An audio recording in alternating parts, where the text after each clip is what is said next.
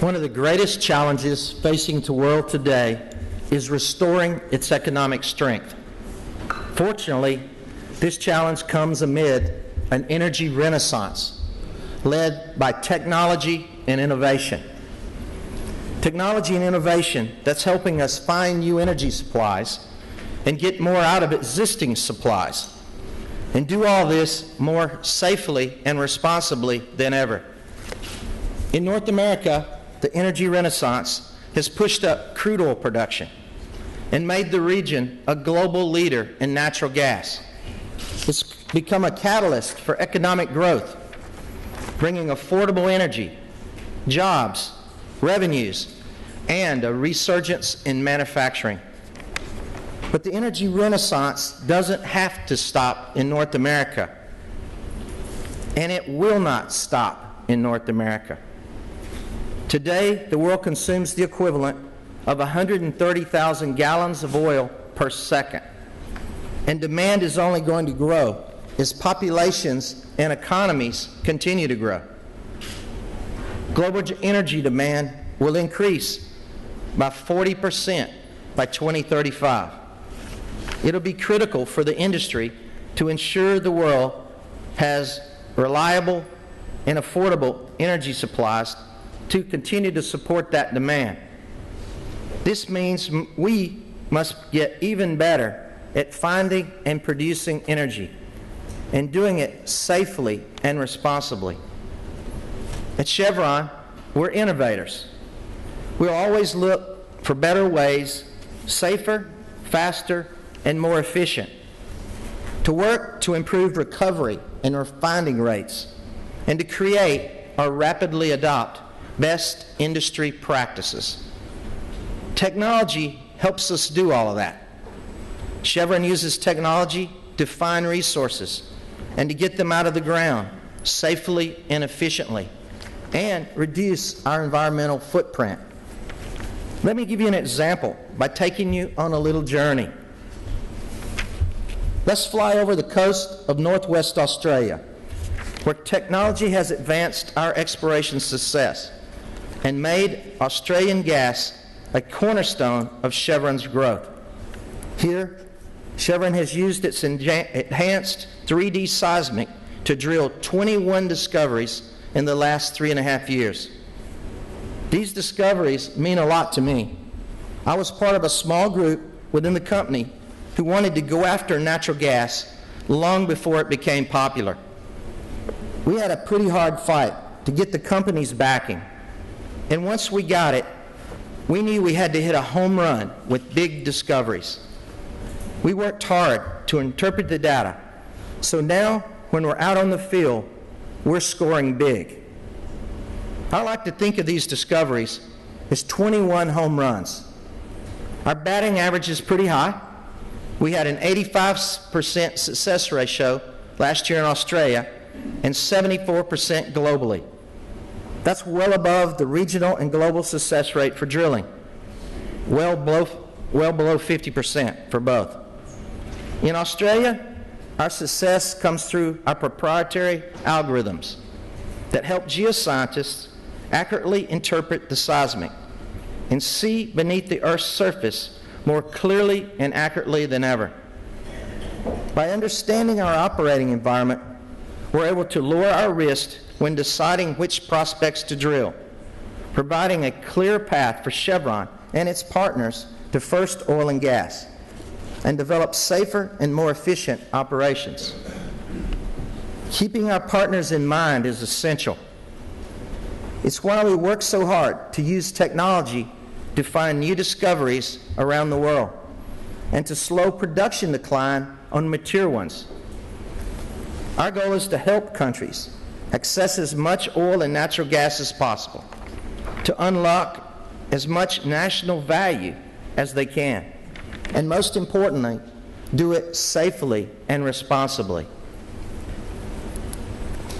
To do that, we must try new things and to take what works in one area and apply it to another. To show you how we do that, let's continue our journey and head to Kern, California, one of our steam flood operations. 50 years ago, we pioneered steam flooding there, injecting steam near the reservoir base to heat oil and reduce its viscosity. The steam transforms heavy oil from the thickness of molasses to the consistency of water and makes it easier to produce. Now, I can't claim to have been there. I'm not that old. But I spent a lot of my career in Kern working on enhanced oil recovery. And let me tell you, steam works wonders.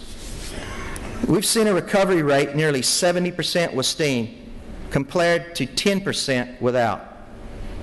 And we've helped other countries like Indonesia take advantage of what we've learned. We don't want to leave a drop of oil in a well if we can help it. It just wouldn't be fair to the host country or to the world. We've applied what we've learned in Kern River to our operations in Duri, Indonesia, and now we've produced more than 2 million barrels of oil at each location. We're moving into a whole new arena, the first commercial application of conventional steam flooding in a carbonate reservoir anywhere in the world. Chevron has a large-scale pilot in the onshore petition zone, where carbonate reservoirs at Wafra show great promise. The point is, we're using our position as the industry leader in heavy oil to help partners grow and commercialize their unique assets. All the while, we're working to keep the environment front and center. We cannot just focus on finding and producing resources. We have to focus on finding and producing resources safely and responsibly. The world expects nothing less from our industry. And in fact, expectations for our industry have never been higher. At Chevron, we're working to meet those expectations by applying both breakthrough technologies and innovation for our operations and also for the environment. Let me give you an example. Once we added natural gas shale to our portfolio, the market dynamics changed. We didn't pull out. We're staying in the Marcellus shale for the long term. We like the rock, we're close to the market, and we want to build on the expertise and knowledge of the local workforce.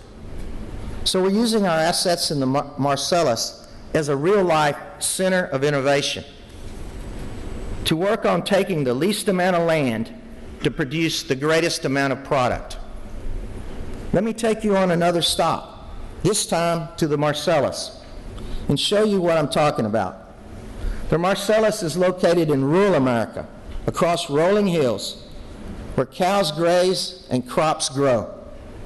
We want to preserve the environment there as well as the rural way of life.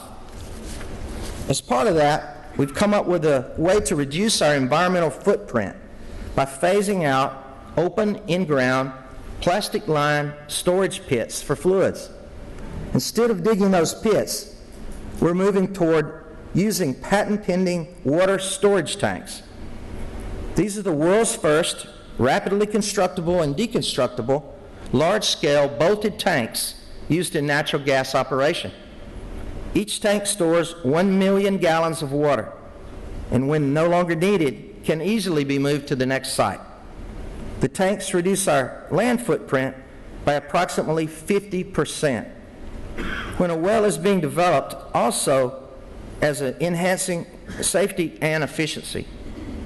This is an important advancement for our Marcellus communities and demonstrates Chevron's ability to find the right solution through innovation. Such environmentally responsible innovations are critical if the industry is going to maintain our license to operate now and in the years ahead. We're mindful when finding and producing assets, but also when planning projects. I have a great example to show how our technology in environmentally responsible innovation can transform even the most accepted equipment.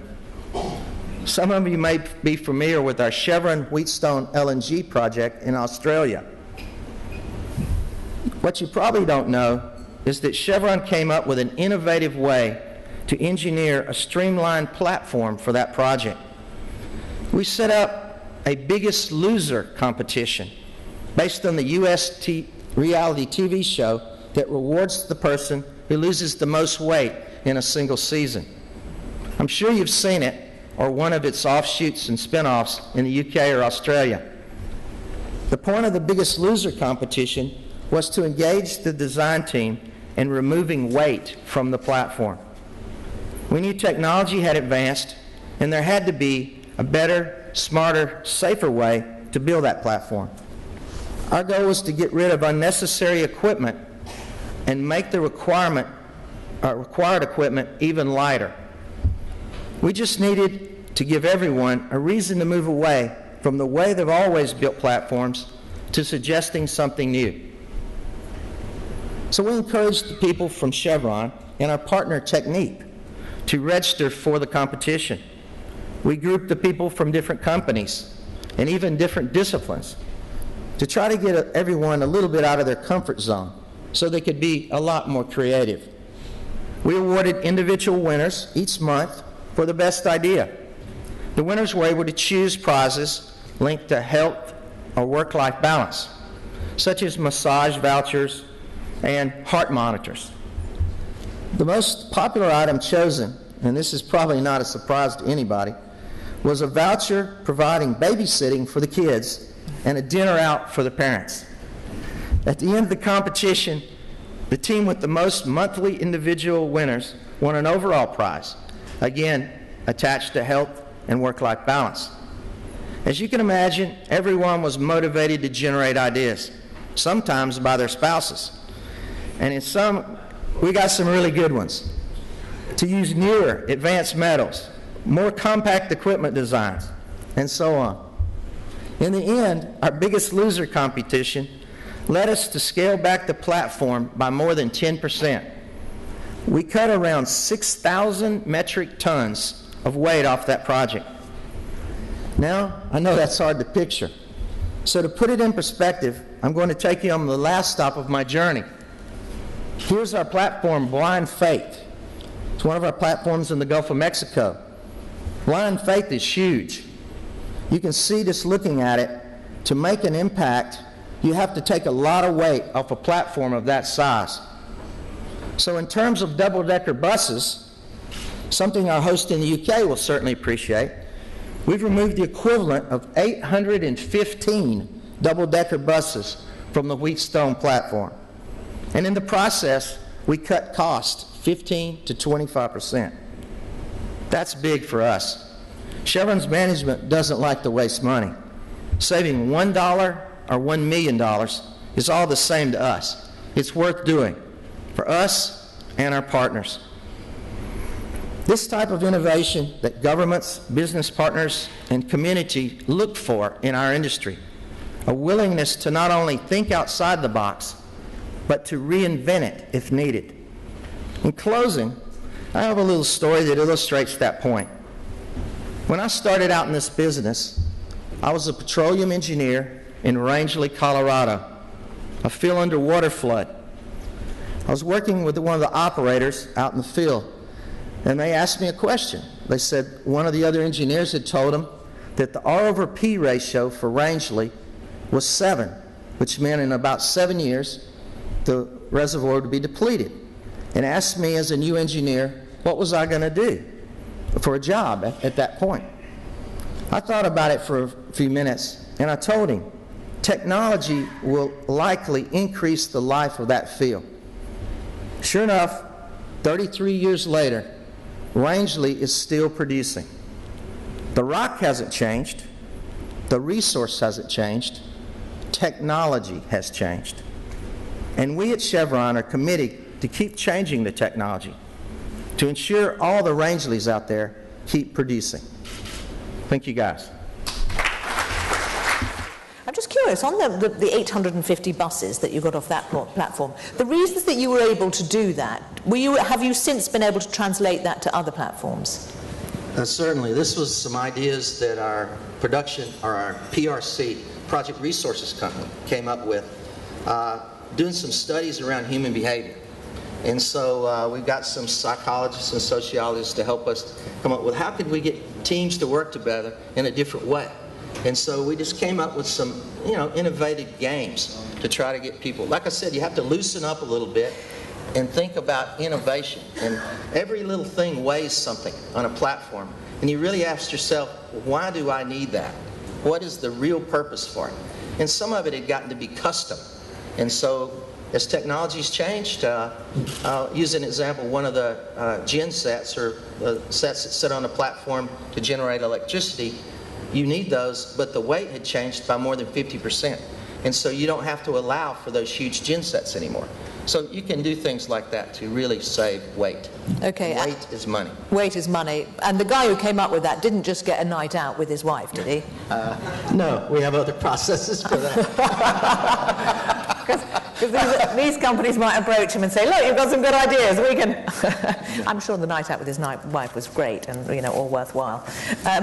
Just in terms of the discoveries, I just wonder, you were talking about the 21, I think, or 21 discoveries, is it a case that, is it becoming harder to make discoveries like that are valuable, or are you still finding that you can make them, it's just that question of whether they're, I think the point of the whole session, to me, is in my career, I'm an engineer, in my career, the technology's completely changed to the point that I think Helga or Peter made a point, but we continually change and reinvent our industry.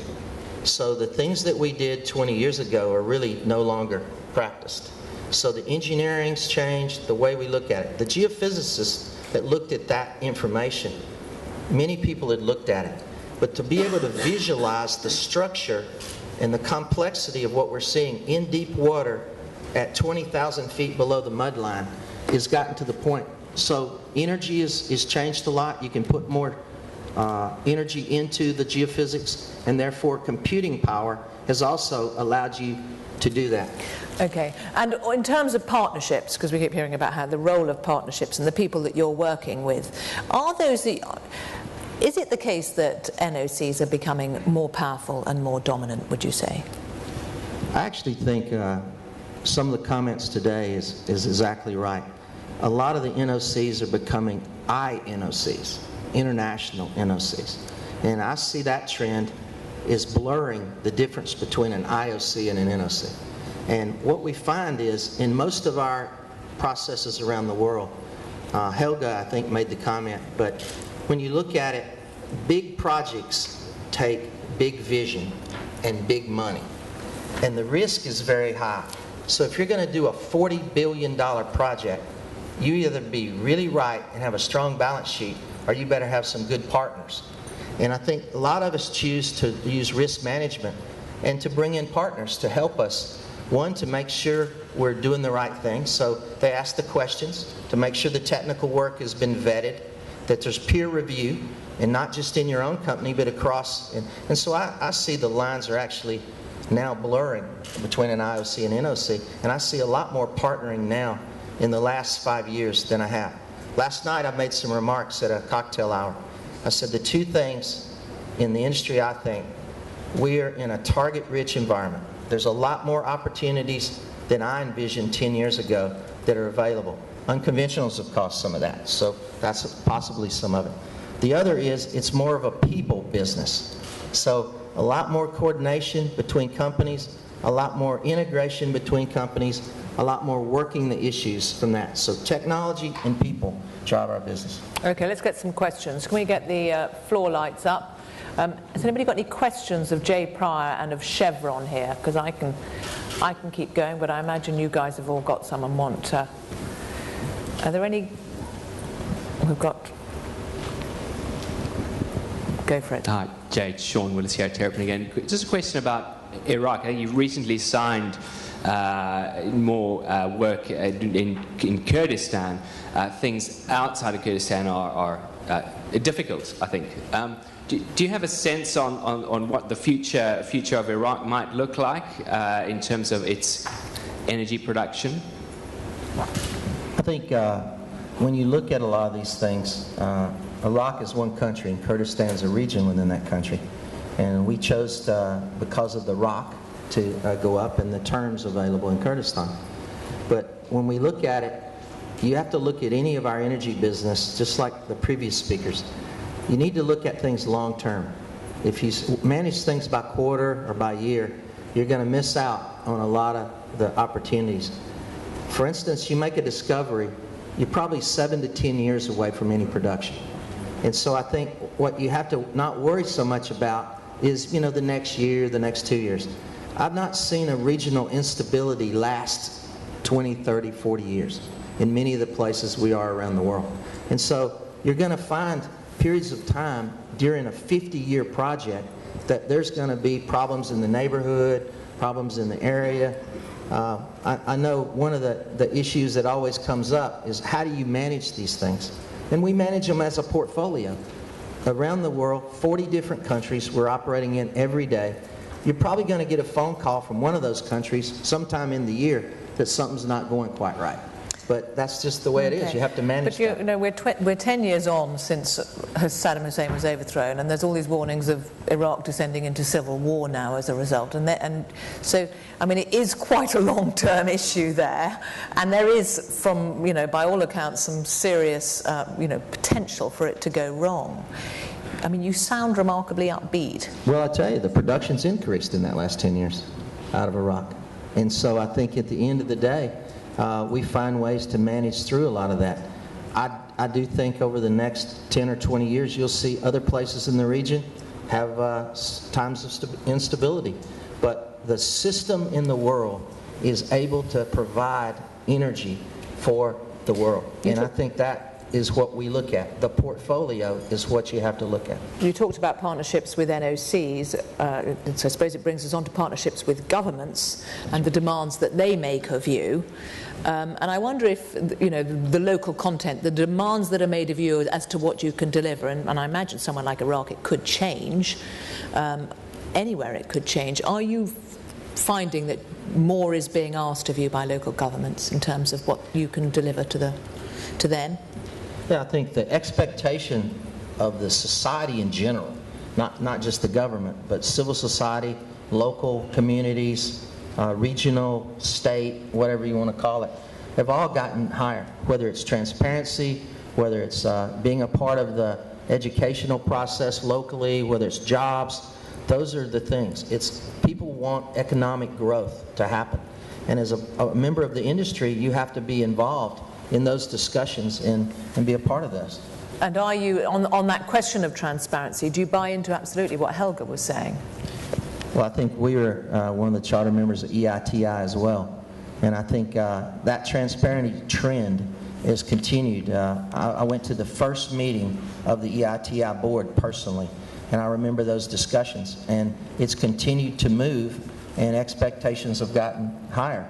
There's still areas of the world that don't support that. And I think eventually that will all kind of come together. But it takes time to And is it a case of the big guys like you leading, even though you may not have a level playing field with local guys, or do you hold back until, you know, everybody's on board? I think you lead in some areas and probably hold back in some. But the area, I think, was pointed out by a couple of the earlier people.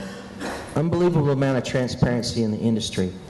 What we need to make sure is we have data-driven decisions, that people understand the science, the finances, don't just make the emotional decision based with no data. So whatever we need to do to provide that data as an industry and work with government, we need to do that.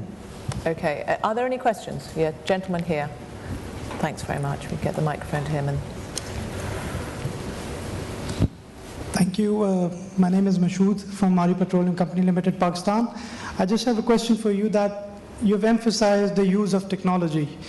Will this technology be able to replace gas? Gas will be the major player replacing oil, because oil pays you well in the long run. So will the use of technology in the near future, so we'll be able to throw will be able to throw oil off its perch? Could you highlight something? okay. I view the two commodities a little bit separate still.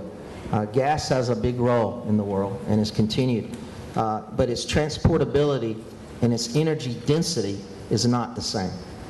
Even with LNG, you can find the oil is much more dense, so easier to transport around.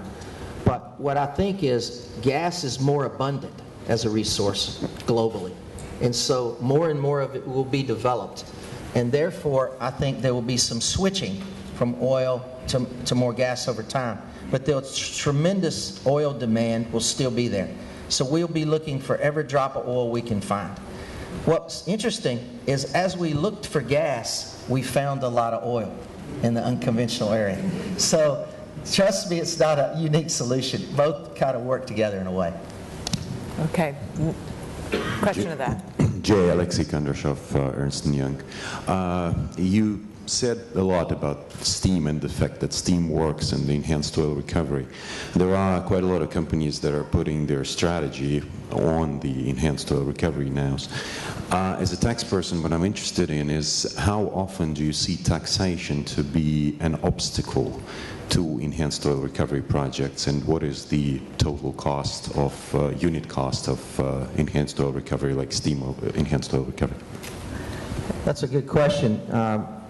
I think it was Peter mentioned. Over time, costs have continued to rise. And at the end of the day, what gets developed is what has a marginal economics to get developed next in our industry. EOR, enhanced oil recovery, is probably been deficient because the costs were already pretty high as the marginal barrel was being produced. So when you have to put in steam, it's basically gas or oil used to create the steam, and it's about 1 barrel for every 6 barrels. So to put in 1 barrel of heat to get 6 barrels of production. So roughly, you know, you're looking at 15-18% differential. So EOR, CO2, any of the kind of things like that, you're going to have a robust set of economics or a tax incentive or something like that to do that. A lot of places around the world provide tax incentives for EOR projects, and it's to extend the life of the field, to increase the reserve recovery in the country.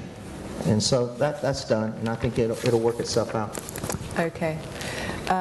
Jay, ladies and gentlemen, Jay Pryor.